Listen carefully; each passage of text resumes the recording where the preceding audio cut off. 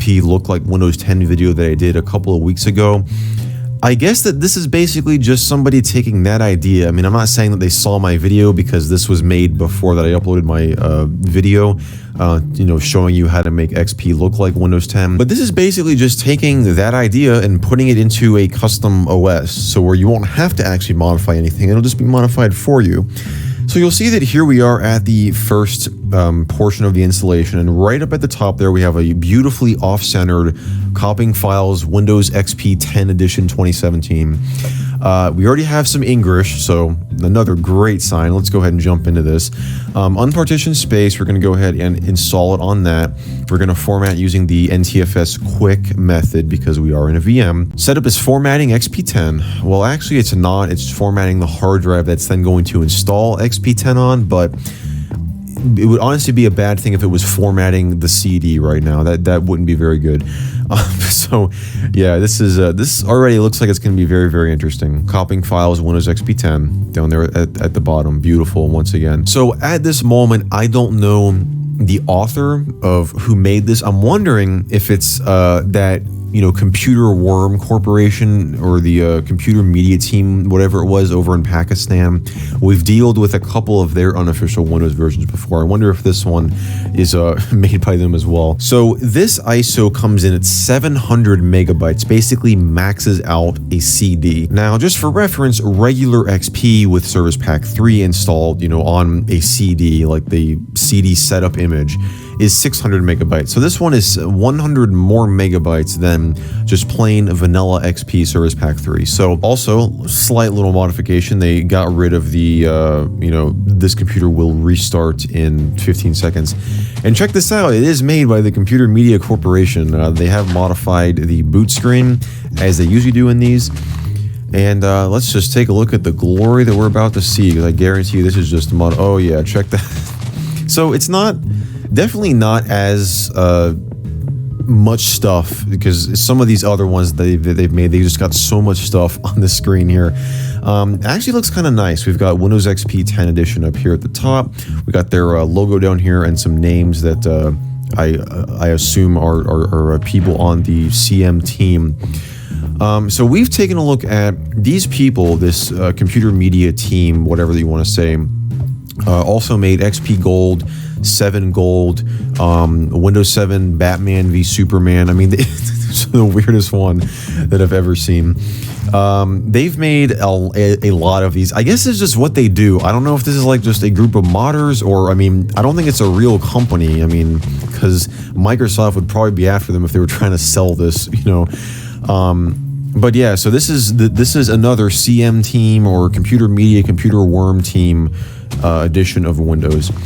So what's cool about these is they usually include automated setups to where there basically won't be a lot of user input. They have tools that will just go through it for you. So we're going to be seeing if that is what's going on here. So yeah, it looks like they haven't changed any of the actual text here, you know, like the default Windows text that is here, but they have changed the background. And honestly, like I said, it doesn't look too bad. It looks pretty decent.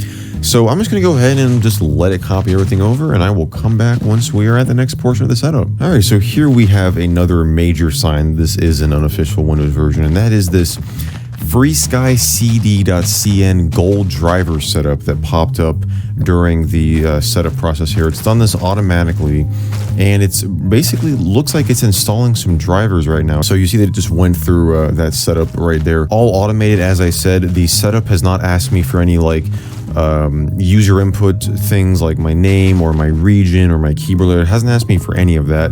I don't think that it's going to, because I think that we're way past that at the moment here. It's on registering components. So, and yeah, there we go. We are almost done. It's removing any temporary files used, and now I assume we're going to restart. And if this program or if this OS has any third-party programs to install, it's probably going to do that right about now once we restart. All right, so it says please wait. It looks like it may actually start to load the out-of-box experience, but we will see. And there we go. So they've changed the logon screen here. It looks like there's no out-of-box experience. It just says Windows 10 down here. They have Windows 7 or Windows Vista and 7 sounds, although that startup sound is still available in Windows 10 if you enable it. supplying our personal settings. So yeah, they've definitely modified the welcome screen. Honestly, it looks pretty nice. I see that they're going for that flat theme that Windows 10 has, so that's pretty awesome. And here we go. Here is our auto installer. So like usual, we have a ton of random programs in here.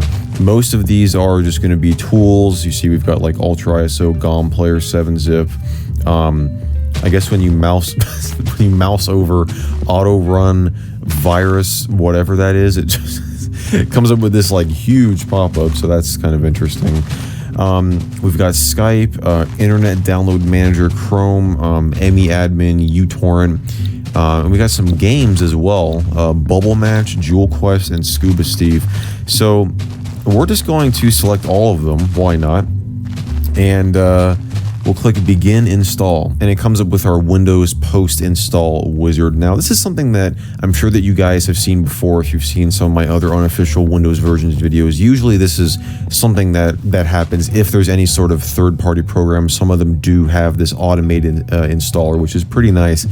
The only problem is, I assume, and we don't know for sure, but I assume that some of these programs are going to be pirated, and I'm for certain that the Windows version is cracked. It's not going to be genuine. And as I always say in these videos, that is something that I want to highly emphasize, is that you're doing this. If you find and install this on a secondary machine, you're basically doing it at your own risk, and I wouldn't really recommend it because you never really know what's going to be in this. You never know what these people are going to put into the OS. They could have put malware, or they could have put viruses or spyware or malicious software in the system, and I've had a lot of people ask me about that, and that's just why that I generally don't recommend that you use any of these unofficial Windows versions at all. I just do these videos because I find them, fun to do. I think it's fun to, take a look at these, and I'm just doing this for the educational and the entertainment value. So I just want to, highly emphasize that, so you guys keep that in mind.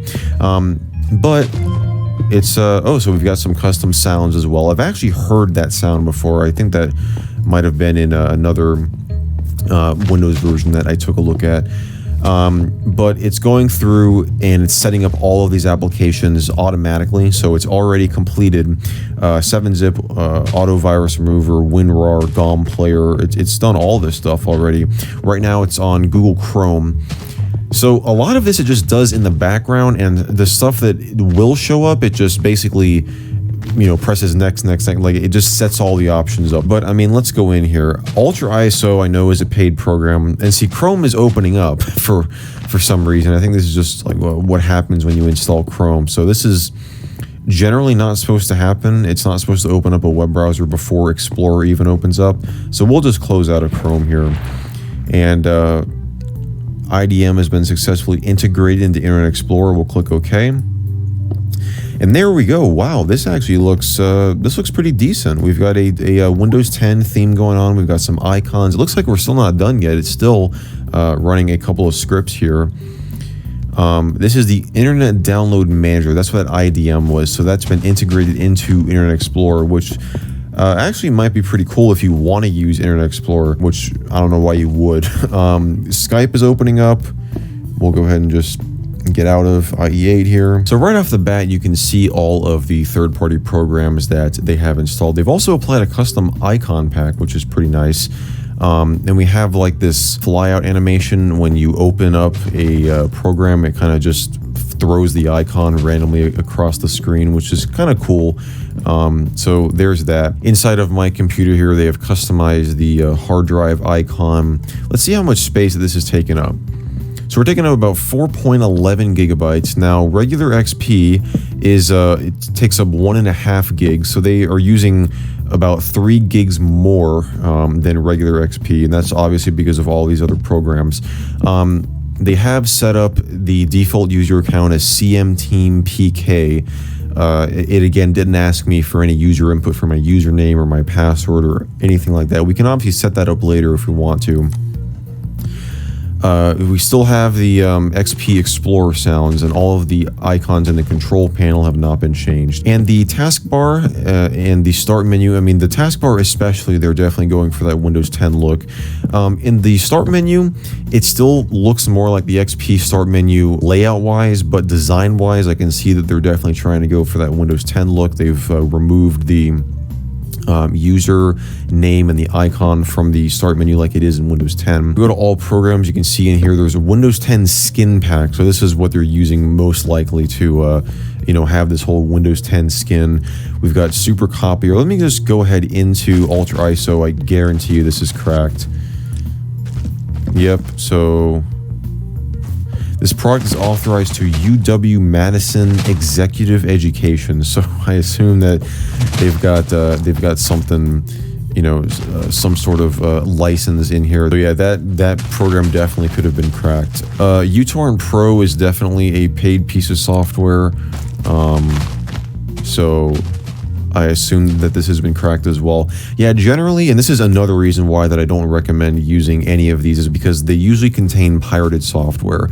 So that's just another reason why that you don't want to use this. I mean, I wouldn't use this on my main computer ever, so I'm just letting you guys know I don't recommend using any of these. So let's go ahead and run WinVer here, because I'm kind of want to see if they modified that. Actually, they haven't. This actually looks almost identical to the regular Windows XP WinVer. I mean, obviously, like, the theme is different, but it's still, they haven't changed this this banner up here like some of them usually do. They obviously have their own branding here, but everything else here is exactly the same. When we go into My Computer Properties, this they have modified. Windows XP 10 Edition Professional version 2017. Windows XP 10 Edition 2017. They've got their logo down there. So there you go. That is the System Properties window.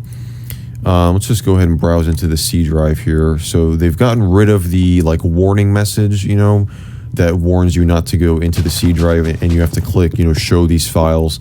They've gotten rid of that. Here's the programs files folder. They've definitely applied a custom icon pack for the folders as well.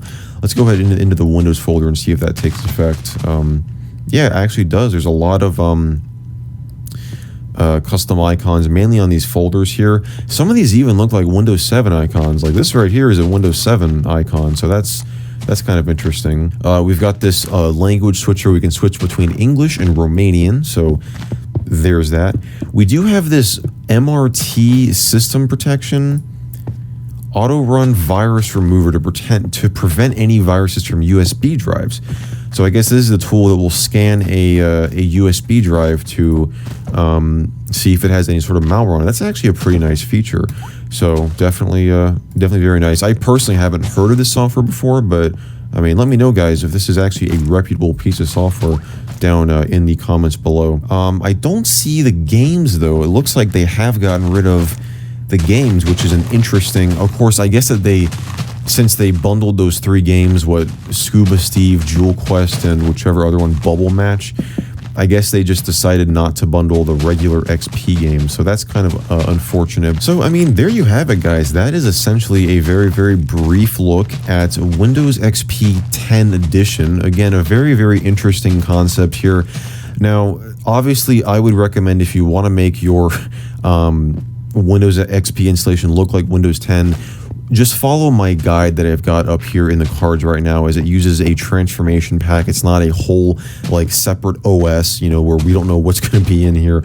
So I would recommend following that guide if you want to make Windows XP look like Windows 10. But this is still something pretty neat to take a look at. They've definitely done a decent job at trying to make Windows XP look like Windows 10. Obviously, that's the goal of this whole thing, being named Windows XP 10 Edition. So guys, that's going to go ahead and end it off for today's video. If you guys enjoyed this one, definitely be sure to give it a thumbs up. Be sure to get subscribed down below and turn on those channel notifications if you haven't already, to get notified whenever that I upload a new video, which I do every single week on this channel. And also be sure to drop me a comment down below letting me know any thoughts that you have about this particular unofficial Windows version, or if you guys have any other future suggestions for future videos, as I always enjoy reading what you guys have to say. And as always, I just want to thank you all so much for watching, and I will see you in the next video.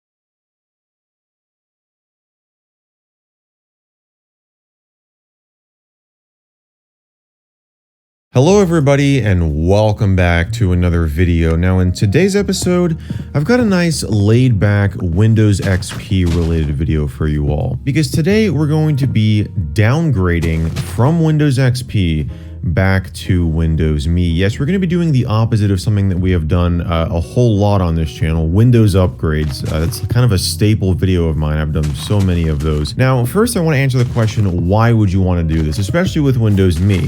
Well, maybe you wouldn't want to do this with Windows Me, but if you were running Windows 98 and you had upgraded to Windows XP and you realized, oh crap, I still need real mode DOS support, which XP doesn't have. Well, good news, not all is lost because Microsoft made it extremely easy to downgrade back to your previous Windows install. And you do that by going into the control panel and add or remove programs. Now, it goes without saying that you had to actually have done an upgrade from Windows 9X to Windows XP. If you did a clean install and formatted your drive, well, you're out of luck. But if you did an upgrade, this option will appear in Add or Remove Programs, Windows XP Uninstall. Now, it's kind of worded, kind of a bit weird here because the program name is Windows XP Uninstall, and then you have to remove it. You have to remove the uninstall, so it's kind of like a double negative. But anyways, that's besides the point. So when you click on Change/Remove, it asks you, what do you want to do? Uninstall Windows XP or remove the backup of my previous operating system. So yes, this also gave you the ability to do the opposite. If you were confident that you were never going to have to revert back to your previous Windows install, you could remove your backup and free up a bit of hard drive space. But we're going to go with the first option here and click on Continue. And then it's going to say, are you sure you want to uninstall Windows XP and restore your previous operating system? We're going to say, yes, we do. It's something that I should mention. On this computer, this is the Dell Latitude D610 that came with Windows XP pre-installed. So you would never have to do what we're doing right now on this computer. To set up for this video, I formatted the drive, installed Windows Me, and then upgraded to Windows XP. So yeah, just kind of a brief side note there that I found kind of funny. Now, one of the neat aspects of this is this boot screen right here that just says Microsoft Windows. The XP is cut off, even though it is essentially the XP boot screen. And also, the progress bar there is gray instead of blue or green, which I just find really interesting because you don't, I think that's one of the only times that you see that is when you're doing this Windows uninstall here. And so here you go. It loads into the low color. And so here you go. It loads into the low color mode Windows XP installer here. So at this point, you just want to sit back, let it do its thing. Aspects of this is this boot screen right here that just says Microsoft Windows. The XP is cut off, even though it is essentially the XP boot screen. And also, the progress bar there is gray instead of blue or green, which I just find really interesting because you don't, I think that's one of the only times that you see that is when you're doing this Windows uninstall here. And so here you go. It loads into the low color mode Windows XP installer here. So at this point, you just want to sit back, let it do its thing, and it will remove Windows XP, restart once more, and there's Windows Me. And there we are. And yeah, guys, that's pretty much all there is to it. And if you weren't convinced, I mean, here's WinVer. We are running Windows Me. We can go to my computer, do what you want to do on Windows Me. You know, it's really just as if we had never installed Windows XP, as I said. So yeah, definitely a really quick video today. This did not take as long as I thought it was going to, but hopefully you guys enjoyed this one nonetheless. This was actually a video suggestion by, I believe, a couple of you guys, and I thought, you know what? That would be cool to demonstrate. So if you guys like this one, be sure to give it a thumbs up, get subscribed down below for more videos coming every single week, usually a lot longer than this. And as always, I want to thank you all so much for watching, and I will see you in the next video.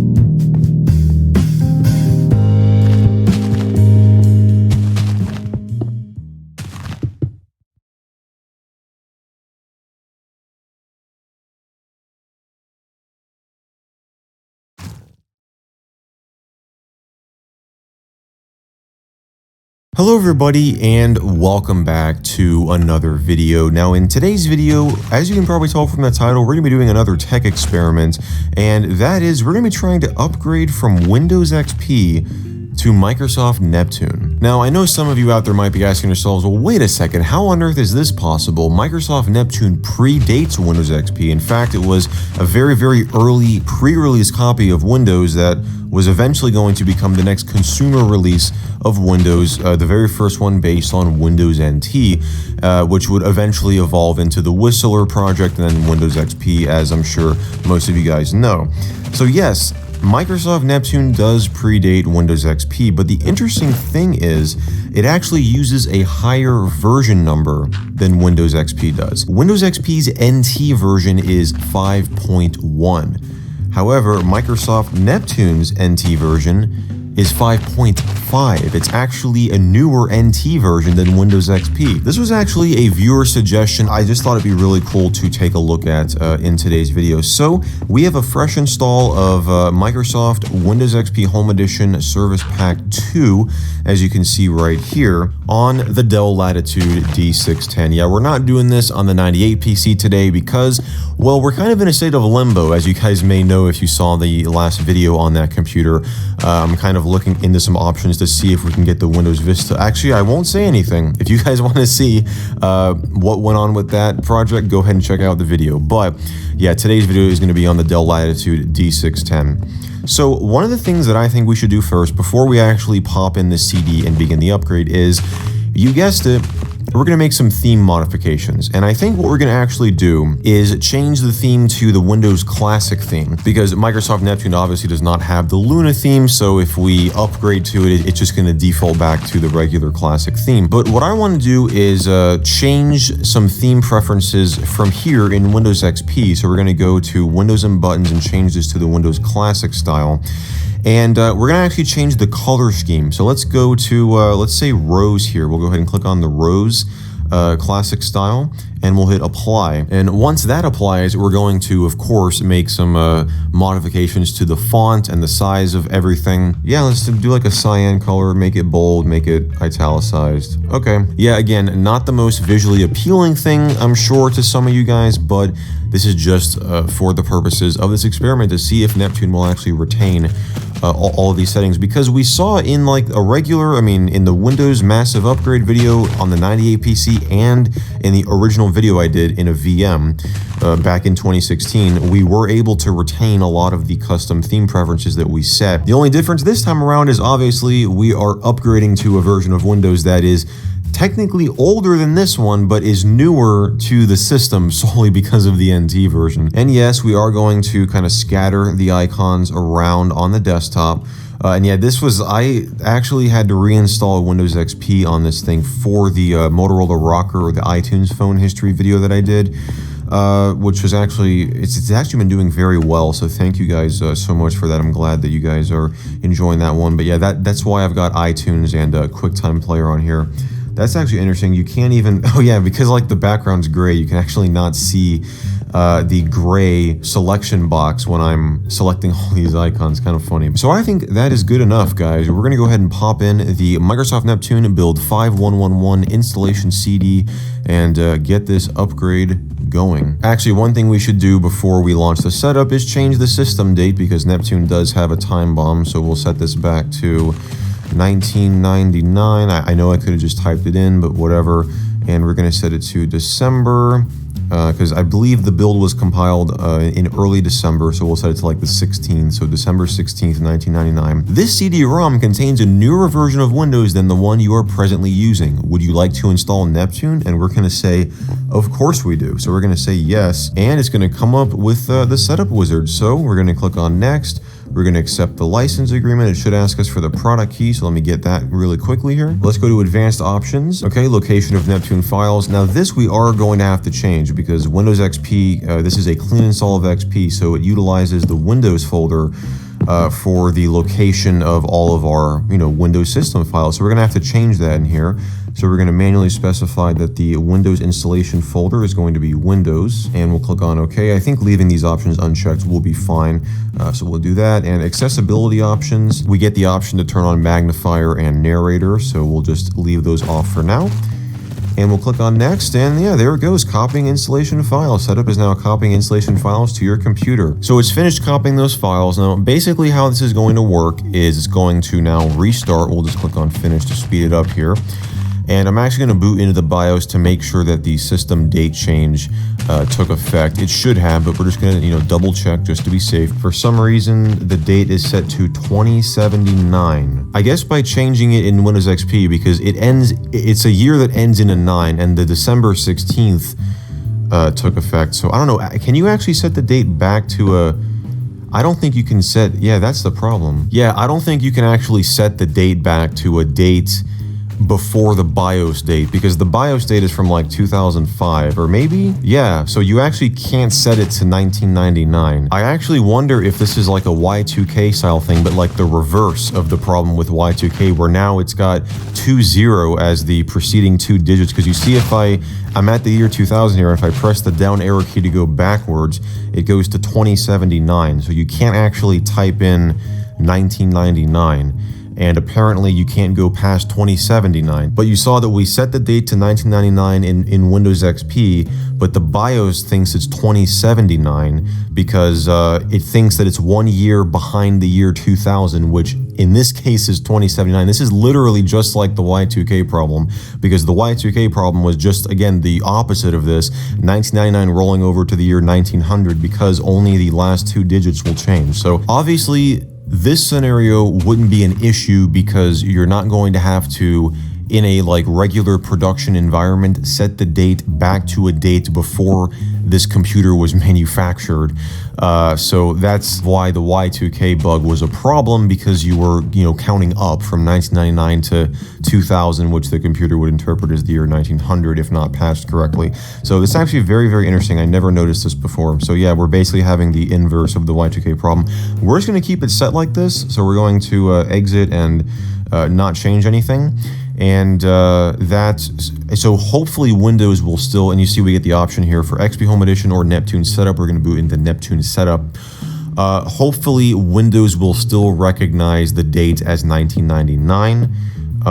Or it might think it's 2079 because of the BIOS. We'll see. But yeah, this is the standard Neptune setup process right here, or really the setup process for any Windows NT based release of Windows, where you've got the Windows NT style setup. So it's going to go through here, and it says that we are going to install an evaluation version of Neptune operating system, which contains a time limited expiration. Okay. We'll press enter. We will set up Neptune now by pressing enter. So it should, existing partition. So we're going to install on this partition. Doesn't say anything about upgrading at the moment. We're just going to press enter. You chose to install Neptune on a partition that contains another operating system. Installing Neptune on this partition might cause the other operating system to function improperly. Caution, a Windows folder already exists that may contain a Windows installation. If you continue, the existing Windows installation will be overwritten. So it's not doing the upgrade then. It's going to overwrite files. All right, so yeah, as you guys saw, that didn't really give us the result that we were looking for. It said it was going to overwrite the Windows folder, which we definitely, we wanted to overwrite the contents in the Windows folder and like do the upgrade, but we don't want it to delete any of our files, which it said it was going to do. So I actually read over the email that the viewer who suggested this to me sent me, and he actually said that he did this with the copy of Neptune that is on WinWorld, which is actually a slightly modified copy. It's not a original copy that came from Microsoft. I mean, it is the same build, but it's been modified to remove the product key, and it just kind of changes certain things like that. I believe it's been modified by a third party. But he said he was able to upgrade from XP to Neptune with this build, so we're going to try this out. Obviously, this is not like a different build of Neptune, it's just the same copy, but it's a slightly modified copy. So yeah, I've got that CD in the drive right now, and yeah, you guys can see that, well, Windows XP is not able to boot anymore. That's because the Neptune setup program copied all of its files over to, where it needs to copy them, which includes the Windows folder and, yeah, System32. So it's not able to find a file that it needs to boot properly, so it says it's missing or corrupt. And so yeah, XP is not bootable now. So we might have screwed this up. I might have to reinstall Windows XP, which I will do if this does not allow us to upgrade. But we're going to just restart the system, and we're going to boot off of this CD, and hopefully this one will just allow us to upgrade it. Yeah, honestly, I think I'm gonna have to reinstall XP because the Neptune setup is already on the hard drive, so I don't know if this is gonna detect Windows XP. The reason why it still says Windows 2000 up here, because if you remember when we booted off the hard drive, it said Neptune setup. This is because from what I understand, and this is I think what I did in my Neptune installation video on the 98 PC, where I actually essentially manually created one of these CDs by taking the Neptune contents from the Neptune CD and then the Windows 2000 boot sector from the Windows 2000 setup CD and kind of merging them together. So that kind of creates this like setup where it still identifies itself as Windows 2000. Once it copies the files over though, then it'll actually begin to identify itself as Neptune. So we're gonna press enter, and oh yeah, check out this license agreement is a little bit screwed up here. So we'll press F8, I agree. And okay, so it's found an existing, installation of Windows, so we're gonna press enter to install. You chose to install Windows 2000 on a partition that contains another operating system. Installing Windows 2000 on this partition might cause the other operating system to function improperly. This was the same message we got before. We were able to press C, and then, yeah, leave the current file system intact. So this was an option that we did not get previously. So we're going to leave the current file system intact. And so it shouldn't format anything, it shouldn't get rid of any files, it should just copy the new files, or in this case, the older files. Yeah, I'm just going to begin copying files to, again, it says the Windows 2000 installation folders. So in theory, from here on out, it should be like a standard Windows install. We should obviously, setup's going to copy files right here. It's almost done with that. It should then reboot and have us go into the next portion of the setup, which is again going to be very Windows 2000-like. It's just going to identify itself as Neptune. There's going to be new branding, a new boot screen, all that good stuff. I'm sure you guys have, seen Windows Neptune before, and we're not going to press any key to boot from the CD since we don't need to. And we actually still have the option for Windows XP Home Edition in the boot menu. So that's a good sign. So yeah, here's the Microsoft Neptune boot screen if you haven't seen it before. Again, very Windows 2000-like. So here we go. We're at the Welcome to Neptune setup wizard. We're going to click on next, obviously. All right, so for the system locale and the keyboard layout, we're going to go with the default options. We'll put in M for the name. Computer name, we'll just call this Neptune. And we'll just leave it. And oh yeah, see, check that out. The date, so it actually kept the BIOS date. So it thinks it's 2079. There we go. So Thursday, December 16th, 1999. Perfect. Next. And yeah, even if you didn't set the date correctly there, as you guys probably saw if you watched my Neptune install on the 98 PC video, it will actually prompt you once it's done with this phase of the setup here to change the system date. It'll basically say, you're running an evaluation copy of Windows. Please make sure the date and time are set correctly. And it will essentially force you to change it there. Now, interestingly enough, on the boot menu here, you see we've got the option for Microsoft Neptune and Microsoft Windows XP Home Edition. So we still have two options. We're gonna select Neptune and see if it boots up successfully. So yeah, it logged us in here, or we're just waiting for the desktop to appear. Right off the bat, it looks like that this is just gonna be a clean install of Neptune. And I guess it just installed to the same folder. Oh yeah, like see, there's no drivers installed. So we had a proper display driver under XP. Yeah, so here we are on the desktop, and it just looks like a regular clean install of Neptune. We get the option to create the first Windows identity, which we can just do that here, and no, we won't restart. So I wonder how it configured this, because it still has the XP option in the boot menu. There's not another partition. Oh, we have Windows and WinNT. Okay, so it installed to the WinNT folder. That's what it did. So it didn't actually perform the upgrade, because see, it didn't give me the option to install, to choose what folder you want to install it to, because I would have changed it to Windows if we had that option. So yes, this is the now incomplete XP installation, because, and just to show you, I'll go ahead and restart. The Windows XP installation, I guarantee you, is going to do the exact same thing that it did before we installed Neptune from this CD.